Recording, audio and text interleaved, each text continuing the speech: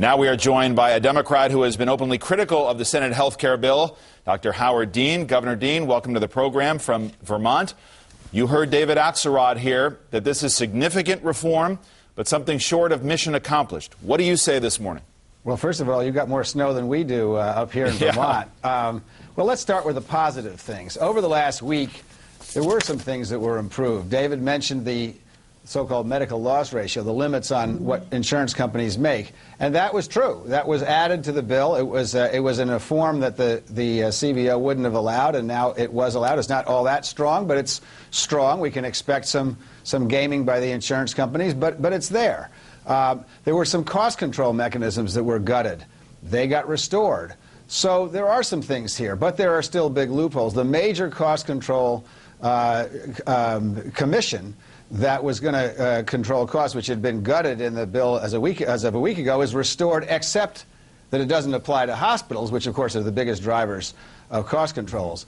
Of cost increases. So the bill is better than it was, but it's still got a long way to go. Now I'm going to disagree with David on a number of things. The pre-existing conditions and the aging. The Senate bill says you can charge 3 times as much for somebody who's older than who's younger. Now the House says twice as much. In Vermont, it's 20% more. It's 1.2 times what an ordinary person pays. That's clearly not there is going to be insurance that's unaffordable. Suppose you make $70,000, $80,000 a year. You could end up paying $20,000 for your insurance under the Senate bill. So there are some big problems. Here's the major problem, David. We have committed in this last week of unseemly scrambling for votes, we have committed to go down a path in this country where private insurance will be the way that we achieve universal health care. That means we're going to have a 30-year battle with the insurance industry every time when we try to control costs and try to get them to do things. It is not a coincidence, David Gregory, that insurance company stocks, health insurance company stocks, hit a 52-year high on Friday. So they must know something that the rest of us don't. The question is whether this is in keeping with the president's principles on health care, the way he campaigned, the promises he made in terms of how he would lead an effort to get health care reform, including the public option, which you heard David Axelrod say he supported. Did he fight for these principles, in your view, the way he should have? Well, look, I think this is not universal health care. It's about 94%. But he certainly tried very hard. But I think the absence of having choices for Americans, real choices, including a system like Medicare, which only has 4% of its expenditures go to non-health care expenditures, as opposed to 20% in this bill that's just about to pass. I think that's a big loss. And the bottom line is, in an unseemly scramble for votes that have nothing to do with long-range public policy, we have really essentially cut out the idea that Americans will have a choice of a different kind of insurance system, the same kind of insurance system people over 65 have, the same kind of insurance that veterans have. A lot of us would have liked to have that system because it's so much more effective and, frankly, so much more satisfactory than what we see in the private insurance sector. You say an unseemly scramble for votes. For Senator Lieberman, they had to give up Medicare expansion or else he would not have voted for it. For Senator Nelson, much the same thing, and also including these restrictions on whether abortions can be paid for in a federal exchange of private insurance plans. Given this rush and the compromises made for votes, do you stand by your words this week that you would not vote for this bill? I would certainly not vote for this bill if this were the final product, but the House bill is quite a good bill. This bill has improved over the last couple of weeks. I would let this thing go to conference committee and let's see if we can fix it some more, because what needs to be fixed specifically? Well, first of all, the cost controls need to apply to hospitals. Second of all, we really do need some kind of a public option. At least allow the states to have a public option, a real public option, because some senators have said, well, there's a public option in the bill. Well, that's not really true. The public option in this bill is allowing the federal government to negotiate with private insurance companies. That's not a public option. But, Governor, do you really expect the White House to fight for any form of a public option at this stage of the game? Well, obviously, we've been very disappointed by that. We don't think that there has been much fight in the White House for that. Another big piece that needs to be fixed is I don't think we ought to be able to charge older people 3 times as much as you charge younger people. The House has twice as much. That's still too much.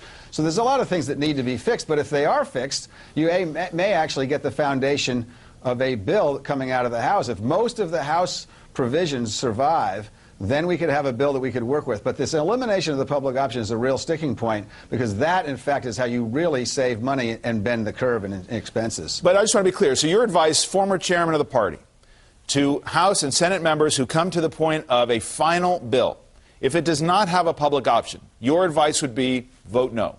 I think it's got to have a public option, at least at least allow some of the states.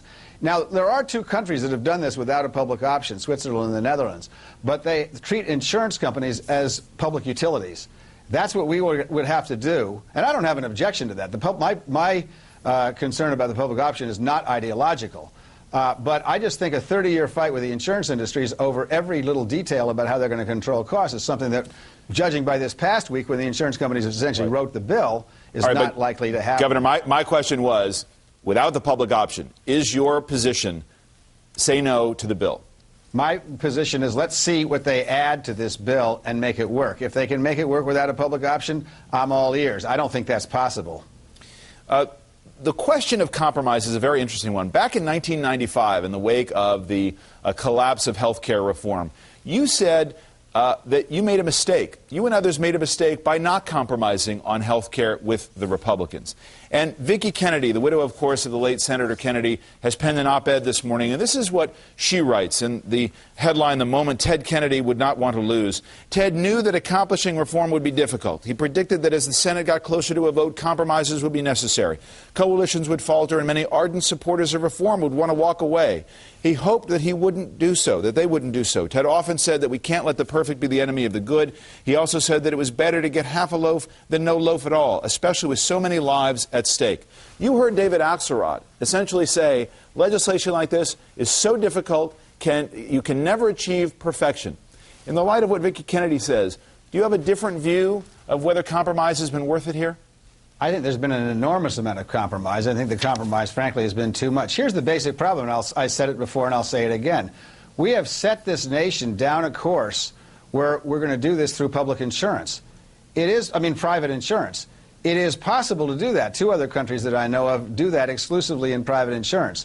It is very, very difficult. It is very, very expensive. We are nowhere near where Switzerland and the Netherlands are in terms of the regulatory apparatus on the private insurance industry. So I just think this is going to be a very, very difficult, tough row to hoe. She also wrote in that editorial, we need to be sure we get this right, and I agree with that. The politics of this are part of it, and people have talked about it.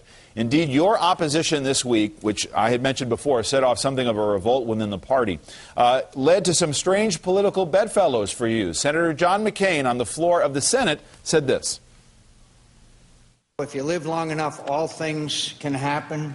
I now find myself in complete agreement with Dr. Howard Dean, who says that we should stop this bill in its tracks. We should go back to the beginning and have an overall bipartisan agreement. Dr. Dean, I am with you. How do you react to that? I think, the Republicans' behavior has been reprehensible. They haven't lifted a finger. They have really put their party in front of their country here. They could have made this bill a better bill, but they chose just to kill the bill because they thought they did do that for political reasons. First, and I don't believe there's a bipartisan compromise possible. As David Axelrod said, the Republicans of today and the John McCain of today is not the same, not even the same as the Republican Party of 8 years ago, and it certainly isn't the same as the Republican Party my father was in until the day he died. So, I respect John McCain. But he wouldn't be the first person who twisted my words around and used them for something I had no intention of endorsing, which is the Republicans' behavior in this bill. Given your own fight within the Democratic Party, and indeed within the Obama administration, do you intend to stay in the Democratic Party? Of course. Absolutely. I've said I would vigorously support the president's re-election in 2012. I have every intention of doing that. Look, whatever fights we have inside the Democratic Party, and this is a very sore one, because I really do think we're going down a track that is not going to be helpful in the long run without some really brutal fights ahead of us. But President Obama first of all, has had a terrific record on the environment. Despite his struggles, I think he's actually moved the dialogue in Copenhagen forward. He restored America's good name around the rest of the world. I mean, he is so far ahead of whatever the Republicans might choose to do in 2012 that, of course, I'm going to support President Obama. The columnist with the Washington Post, E.J. Dionne, has warned of, quote, political catastrophe if Democrats still turn and keep turning on one another over health care and other issues. What will be the political consequence of this health care debate and the compromise that's been achieved? Look, first of all, I hope this isn't the compromise that's been achieved. I think we have yet to see the compromise that we could achieve. Secondly, this isn't personal. I like David Axelrod. We've actually talked back and forth through the week, as I have with other people in the White House as this has gone on. We're all in the same family, but this is a serious business. We have seen, essentially, a destructive political process in Washington where the insurance company lobby essentially wrote a good piece of this bill. Now, I'll admit that they have pulled back in this past week. There are some things in this bill that weren't in there a week ago that make it a better bill. But this can't be the final